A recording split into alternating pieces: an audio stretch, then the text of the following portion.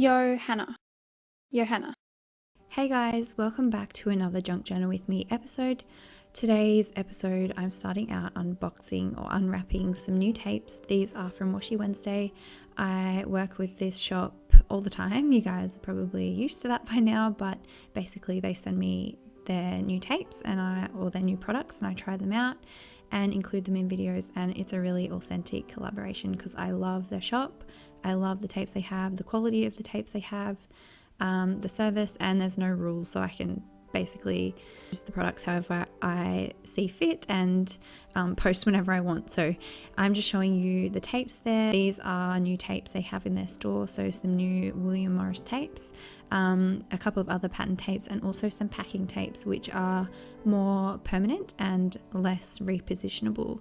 And I'll talk more about those tapes a little bit later as I'm using them, but basically the first thing I'm doing is going through my stuff and pulling out anything I think I might like to use on this page. I didn't have a specific idea when I started the page. I just went through and pulled out anything that I liked the look of. I did have that photo of me and my daughter that I wanted to include on this page, and that was kind of like my starting point. So that photo was kind of like my starting point, and then I just pulled out anything that I felt like kind of went with it, and the page just kind of came from there. Sometimes I feel like the first thing you put down on the journal page is the hardest. Like, that's the hardest part of the process, to actually commit to something and stick it down.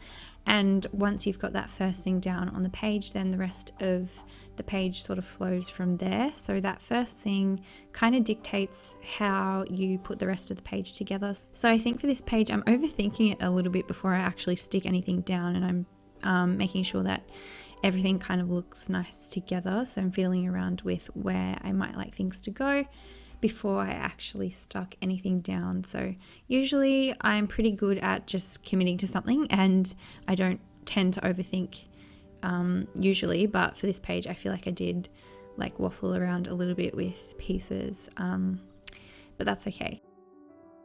So I started out with one of my vintage linen printables, and I stapled it over the edge of the page. And then I also had the back of this vintage greeting card which had a really pretty yellow floral on it. And I decided to use a new roll of tape. This is a packing tape roll that I was talking about before, so it's more permanent. You're not really supposed to peel it up and re-stick it like you can with washi tape, but I think that's really quite perfect for doing like tip-ins or adding in anything to your journal that you don't want to come out later. It's a little bit more permanent than the regular washi tape. So I added that card with that tape, and then on the inside of the card I wanted to cover up the text, so I decided to stick another photo of me and my daughter there. And then I have another one of my vintage linens printed really small, like a label, and I glued that just on the top of the card over the top of the text that was on the top of the card. And then I have this illustration from a book that I've already cut out, and I decided to glue this straight down on the page as well. I really love using illustrations in my journal. It's something I've always done, and I know that a lot of people really enjoy doing this as well, but it's just a really easy way to add like a vintage touch and to add some interest and some storytelling and some imagery to your journal. So I do have another illustration that I'm working with on the opposite page, and they're from the same story, so they kind of go together. And I wanted to stick something down on top of the text in between where the curtains hang, but I couldn't really find anything that fit well, so I cut down this envelope, and I wasn't really thinking ahead. I just cut it, and then I later realized it just wasn't really going to work there. I was thinking that I could slip the photo into it and then it would sit nicely there, but the photo's too big, so I decided to trim the photo of me and my daughter down a little bit, and then stick the envelope down below that, and it was going to fold out like a little flip out. So I'm decorating that now. I have this embroidery pattern. It's a vintage embroidery pattern. It's really pretty, and I wanted to include a piece of that on this page, so I'm going to use that to decorate the front of that little fold out envelope. So before I do that, I'm just gluing the envelope down on the page, and you can see how it's going to fold in and out. I don't really know yet what I'm going to do with that. I just didn't really want to waste it. Like, I wanted to make it work.